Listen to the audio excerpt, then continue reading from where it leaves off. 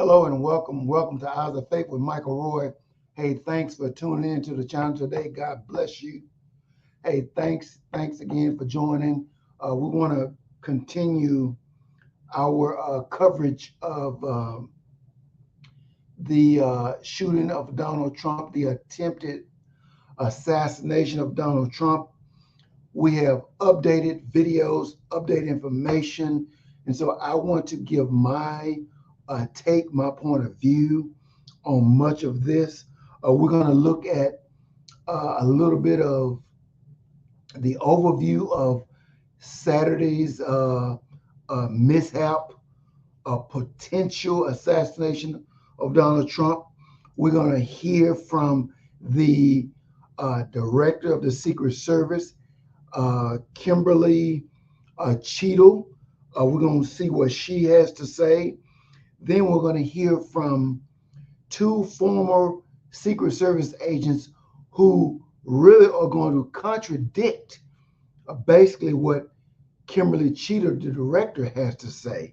I believe that the investigation that has been called for is definitely necessary because on its face, for you and I as laymen, as we look at the video and see the footage, there just are a lot of things that even we as lay people would have taken into consideration in regards to protecting Donald Trump.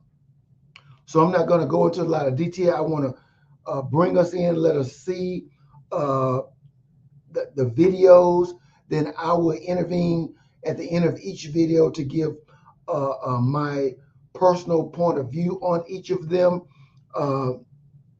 I just think that this is huge because from my point of view, this was poor planning at best and a collusion to assassinate Donald Trump. I'm talking about a collusion on the part of the Secret Service to assassinate Donald Trump. That's just my point of view. I'm giving it out front, but we're going to look at it. We're going to talk about it. So, hey, stay with me. Hey, if you have not subscribed to Eyes of Faith with Michael Roy, do me a favor, hit that subscribe button. If you haven't subscribed to Eyes of Faith with Michael Roy, do me a favor, hit that subscribe button. If you have subscribed already, hey, thank you. God bless you and God keep you. And he's going to continue to bless you because you're supporting us, because we want to bring forth information, resources, just things that are going to help you be a better citizen, be a better Christian, to make better decisions as far as your voting, as far as politics, church, religion, what have you. If we can bring together a content that's going to help you be a stronger, more equipped citizen, then we're going to do. I don't care what anybody says. So this is what this channel is about. We're about bringing whatever we believe is going to help us be better citizens. So, hey, thanks for tuning in. Again, thank you. God bless you and God keep you. We're going to go to the first video, which is basically a spotlight on this whole thing. And the spotlight is on the Secret Service and the faux pas that was this past Saturday. So without further ado, let me go ahead and exit and go ahead and let you start viewing this. Let's go. Just the last few minutes, we received a statement from the director of the Secret Service, Kimberly Cheatle, who responded to some of the criticism the agency has received. She said that they are working with all federal and state and local agencies, and they understand how it would happen and to prevent it from ever happening in the future. She also says that they're prepared to participate in the independent oversight that President Biden has called for, and also to work with the oversight committees in Congress. It's important to keep in mind the Secret Service was already the subject of a great deal of criticism from members of Congress for a series of lapses at the agency. The assassination attempt against former President Trump has now led to a flood of calls for investigations into what went wrong and how the agency should be changed. Take a look at what happened. From the moments after the attempt on former President Trump's life, the reports of security lapses came quickly. We're like, hey man, there's a guy on the roof with a rifle. And the police were like, huh, what? You know, like they didn't know what was going on. The building where the alleged shooter's body was found was roughly 148 yards from where the president spoke and outside the Secret Service's security perimeter. And two sources familiar with the agency's operations tell NBC News its roof was identified as a potential vulnerability ahead of the event. A spokesperson for the Secret Service says they designated that rooftop under the jurisdiction of local law enforcement and worked with them to maintain event security, but no one was posted on this particular building. The local district attorney says his office provided support, including sniper teams, but the Secret Service was in charge of security outside of the venue and ran the show. Many on Capitol Hill are demanding to know what went wrong. We need to know, how could an individual be at that elevation that was seen by apparently bystanders on the ground? How could that not be noticed by Secret Service? Local law enforcement leaders say they are investigating their preparation for the event and their response after. Okay, so I'm going to stop it right there. Okay, so a couple of things we want to take notice of. First of all, the gentleman who was speaking, the reporter who was speaking, said that the Secret Service has already been subject to other lapses of protection by its critics. So they're already on the investigation because they've already failed or had poor planning in other events. So the leadership ability or lack thereof of Kimberly Cheatle are coming into question. Again, there were other failures prior to this failure that has led to the criticism of the Secret Service. Now, the thing that I want to try to go back to, and hopefully you can bear with me, is here. Listen to these individuals. Listen to this. Where the alleged shooter's body was found was roughly 148 yards from where the president spoke and outside the Secret Service's security perimeter. And two sources familiar with the agency's operations tell NBC News its roof was identified as a potential vulnerability ahead of the event. A spokesperson. So there you could see someone had this guy in their scope. Someone saw this guy prior to the shooting. Now, somebody help me. Somebody in the comment section, please help me, because I'm either blind, stupid, dumb, or crazy.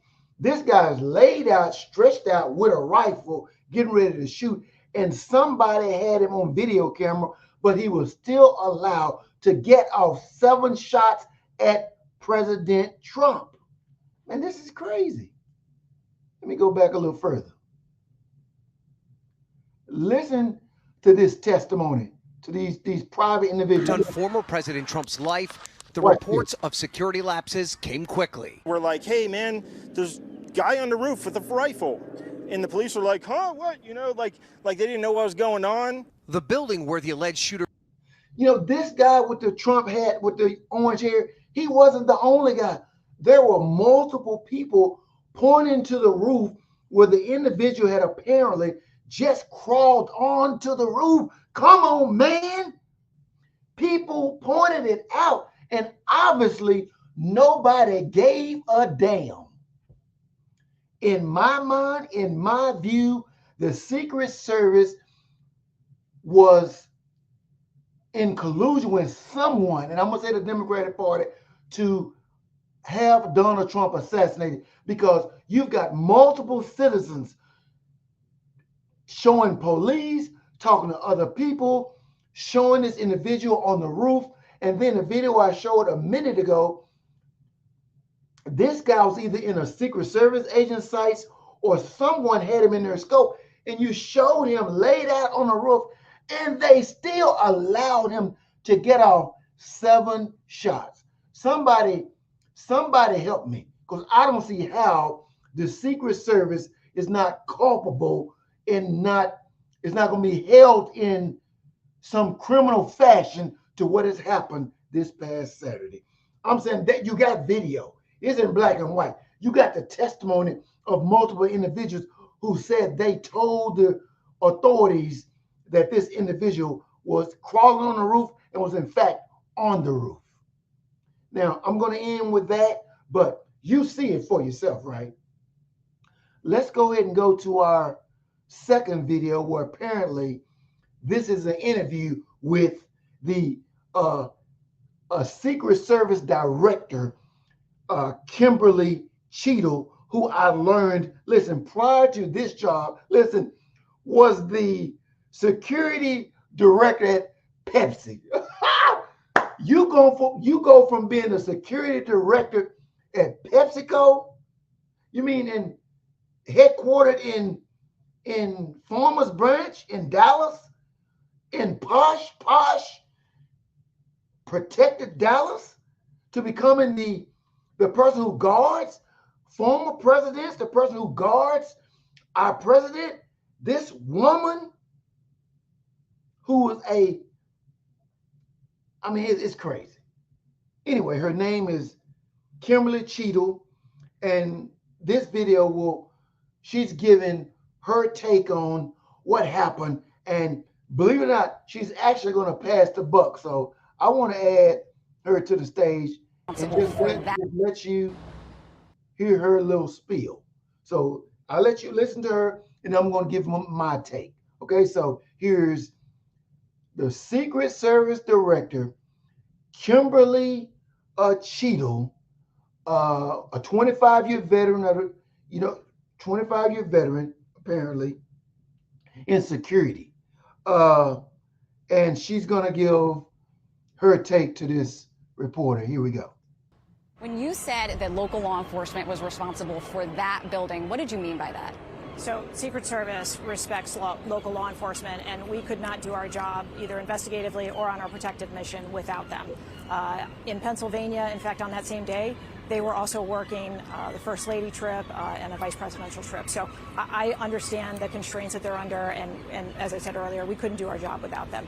At that particular site, we divided up areas of responsibility, but the Secret Service is solely responsible for the design and the implementation and the execution of the site. And that's what I was trying to stress, was that we just divided up areas of responsibility, and they provided support to those areas of responsibility. And you mentioned the First Lady's also been in Pittsburgh. You guys have a lot of areas to cover. Were any assets diverted from the former president's rally to her detail? No, there were no assets from the Secret Service that were diverted at all. Okay, so no one swapped out any of the posts, for example? No. Okay. CNN, of course, has reporting that the Secret Service increased security for former President Trump because of a credible threat from Iran. I've spoken with several people who look at the perimeter, hearing that news, look at the perimeter and say, how, knowing that there was a credible threat against the former president, how could that perimeter be so small that it excluded a building just 150 yards away from the podium? I can't get into the specifics of any threats, but obviously with all of our protectees, we're constantly monitoring the threats that are out there, and we design our security plan based on that, also depending on the venue and the environment that we're in. And on that particular day, a full advance had been completed, but this is also why we are doing an internal review, and we look forward to the external review as well. And obviously, if there are things that we need to change about our policies or our procedures or our methods, we are certainly going to do so. Was that perimeter too small? The perimeter encompassed the area that we needed to secure for the event that we had on that day. What happened is a terrible incident and should never happen, and we are obviously going to make sure that moving forward, we take whatever lessons that come out of this and adjust accordingly. Was every element, every part of from the intelligence to the counter-assault team, to the detail agents, to the shift agents, I mean every element top to bottom of the advance and the operation, was every element increased after you learned of this credible threat? What we increased was what we felt was appropriate for the former president and for that particular event on that day. We have been increasing the assets and the resources and the staffing that we have been providing to the former president since he was a presidential candidate and then the presumptive nominee. That's what I can tell you. That sounds like a no. I am not saying a no at all. I'm saying that we have continued to increase the resources that we've been providing to the former president.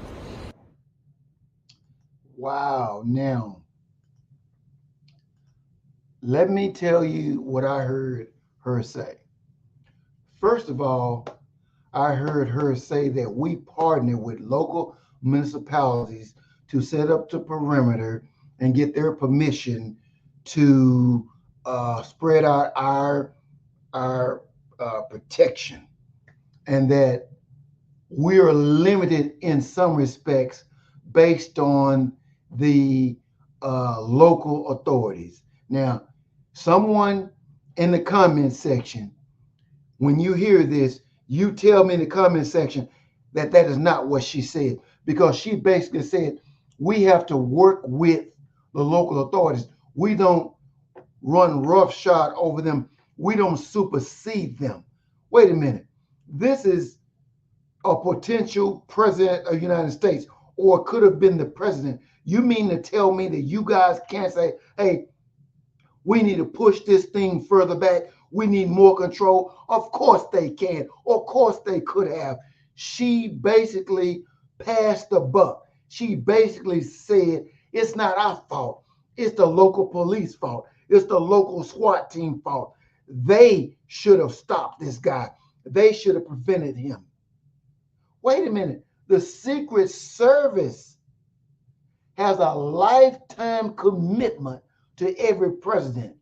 The Secret Service has a lifetime commitment to protecting Donald Trump and his family at all costs. And this was an abysmal failure. This was a failure of the highest level.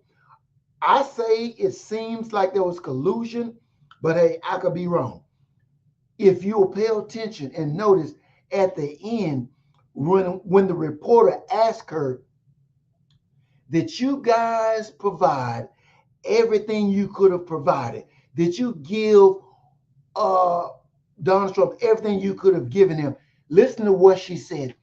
We gave him what we thought he needed. Man, that hit me like a ton of bricks. She said, we gave what we thought he needed. I don't think anything else needs to be said. They provided what they believed was the bare minimum. Because in my mind, this is allegedly, I'm saying allegedly, the fix was on. The Democratic Party knows that they tried to impeach him. They tried to take him to court to put him in prison. The Supreme Court, the federal courts have all rejected all the false claims and all the false charges against Trump. So they saw and understood, based on the Supreme Court's last ruling, that they were not going to be able to prevent Donald Trump from going out on the road and securing his nomination and becoming the next president. So they took the next step, and that was to support the assassination of Donald Trump. I believe the Secret Service has been compromised, and I believe, that's my belief, that the Secret Service has been compromised in some kind of way. This young man was seduced into doing this, knowing all along that after he did it, they were going to kill him. That's just my point of view. That's what I see. Now, I'm going to move quickly to the next couple of videos. We've got now two veterans of the Secret Service. We've got a guy named Mark Lowry. We've got a guy named Mark Lowry, and then we've got, of course, Dan Bongino. Mark Lowry is a 24-year veteran of the U.S. Secret Service. We're going to start with Mark Lowry and get his point of view. Senior Executive Service subject. So take a minute, listen to this 24-year veteran, Mark Lowry, as he gives his take on this past Saturday's Secret Service failure. Here we go. Joining me now to discuss is Mark Lowry. He's a former U.S. Secret Service agent, spending 24 years with the agency before retiring as the Senior Executive Service appointed special agent in charge in Texas. Good morning to you, and so glad that you could be with us. I want to get the 30,000-foot view from you. First of all, what is your reaction to all that has unfolded since Saturday night? Well, like most Americans and Canadians, I was shocked by the incident. I'm waiting desperately, actually, to see what the investigation unfolds as far as the counter sniper team and the high ground issue. Overall, I think the shift did a wonderful job covering and evacuating the president. But I, too, am very anxious about what they determine in this investigation on that high ground issue. We had a map. I don't know if we can pull it up, but it shows just how close the buildings were to where President Trump was speaking at the rally. There it is. Thanks so much. It's incredible. It's 400 feet. Who would be, Mark, responsible for securing that area where ultimately the shooter ended up? Would it be local police? Would it be Secret Service? Who's in charge there of that jurisdiction? The Secret Service is in charge. Their overall planning and advanced work would have encompassed that building as a consideration. The counter sniper team would have taken that building into consideration. You know, the teams go in on an advance several days, sometimes as much as 7 days, depending on their schedule. They may not have 7. They would have advanced this entire site in number of different components, counter sniper being one of them. That building obviously is a critical threat level, even though it's outside the perimeter. And from what we've seen on the news and talking to others, that the counter sniper teams were positioned and would have been able to cover that building. Now, they also may have posted someone on that building. That post could have been an agent, Secret Service employee, or it could have been a local law enforcement officer. Okay, I'm going to stop right there, and I'm going to go and give my point of view for time's sake. Mark Lowry clearly is very astute at what should be going on with the Secret Service. One of the things he pointed out, he says, after the initial shot, they did their job, but he said, I want to know about that rooftop of that High Point issue. What he was saying was the area in question where the young man was on the rooftop. He's saying that someone was in charge of making sure that you, the Secret Service, should be higher than anybody else. The Secret Service is responsible for saying we don't want anybody higher up than we are. That rooftop issue. Whenever the president, anybody else is being protected, the Secret Service is supposed to be higher than the next person. It's like when I played football, I played cornerback. The responsibility of the cornerback is to be as deep as the deepest receiver. As a cornerback, you don't want that receiver to get behind you. You want to be as deep as that deepest receiver is. So the thing is, the Secret Service should have been as high as that shooter was. Now, the issue was they probably were. I think they let him get off a shot. Now, this Mark Lowry is being very generous. He says they did a great job covering the president. Yeah, after 7 shots. I mean, if President Trump doesn't turn his head a certain way, then he gets shot in the head and he's dead. So, you know, politics aside, this would have been a funeral for Donald Trump. These people failed. The Secret Service failed. And I allege that they are complicit, someone colluded with the Democratic Party or somebody else to assassinate Donald Trump. That's my point of view. It's alleged. That's what I believe. Now, to back up my assertions, I'm going to bring you none other than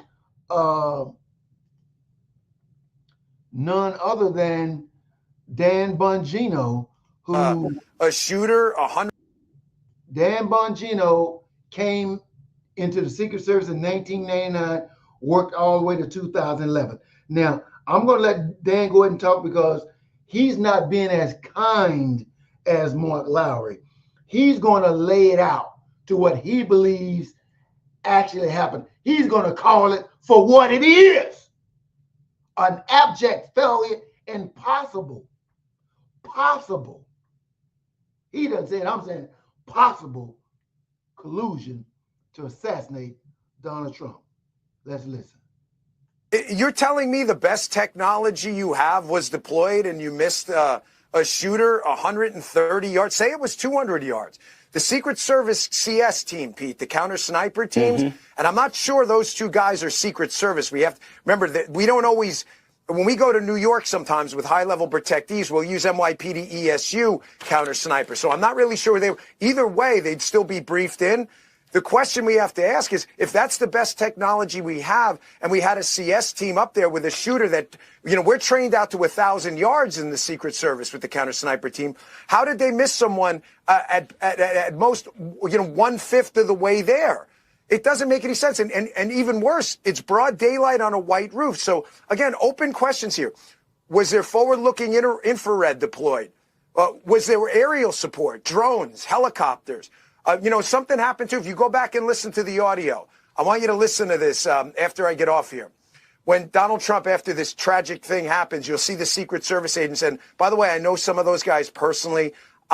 It takes a lot to run into bullets, divorcing the security failure. So at least they did that part, correctly, and they knew what they were doing after the security absolutely failed. But you're going to hear something if you listen closely.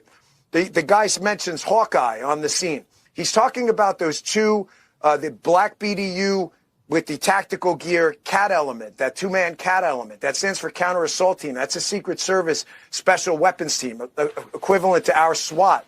So they're there. They all deployed and did what had to be done after the security failed. But having said that, there was no reason for them to have to do that. There's only one entity out there that saved Donald Trump's life yesterday, and it pains me to tell you guys this. And you know what that is? It's Donald Trump. If he moves his head an inch to the left or right, guys, this is a really different show today. I mean, it's bad enough we have to do this show about this topic. Can you imagine what would have happened if Donald Trump did not duck?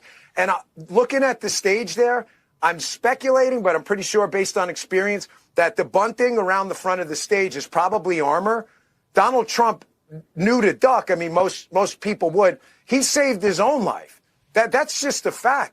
The evacuation did not go right. I mean, the rule with the Secret Service is cover the protectee and evacuate. The other rule is maximum to the protectee, minimum to the problem. Why minimum to the problem? Because you don't know that's the only problem. It could be a distraction. There could be another person in the crowd. So if you don't jump on the protectee, you could be looking at multiple shooters. So at least that part, the guys there, stepped up there. But the failure here is absolutely catastrophic. And I got to tell you, the Secret Service should be very careful. I can tell you and absolutely confirm from the horse's mouth, from multiple people, not just one. And I saw Congressman Waltz text this out before on X. There have been repeated requests to increase the security footprint around not just the residences of Donald Trump, but the body itself. And they have been rebuffed. Like I said, I can tell you actual quotes. The Secret Service directors completely failed and candidly should resign today. Kim Cheatle has failed Donald Trump and honestly failed Joe Biden. Wow. Wow. Hey, there you go. Dan Bongino laid on the line. It was an abject failure. The plan, whatever they laid out, they failed on multiple levels. Now, as he said, Donald Trump saved his own life by him pointing at this stat sheet that they blew up and put on the wall. When he pointed to that stat sheet, started to read it, he turned his head just right, and that bullet hit him on the ear. Instead of, if he'd have been like this, he'd be dead. But because he turned and looked, the bullet went that way instead of going this way. Dan Bongino is absolutely correct. These people were ill prepared. The plan was flawed. And I say it was flawed because the fix was in. You can see the videos. You can go back and watch them later. Private citizens notified police and others that this man was on the roof. You can see on the videos that I showed earlier that someone had him in their scope. He's on the roof. Why let him get off 7 shots? You let him get off shots because you are in on it. That's my point of view. Prove me wrong. Somebody prove me wrong. I'm just saying, hey, if you like it, give me a thumbs up. Like, subscribe, and share. Like, subscribe, and share. This is Eyes of Faith with Michael Roy. I wholeheartedly support Donald J. Trump. one of the best presidents to ever live, ranked at least in the top 5. Hey, listen, we need this man to right this ship. And we need to get rid of all these people who don't want this country to continue to be the country it has always been. Make America great again. Hey, God bless you and God keep you. Please like, subscribe, and share. Like, subscribe, and share. God bless you and God keep you. Until next time, make America great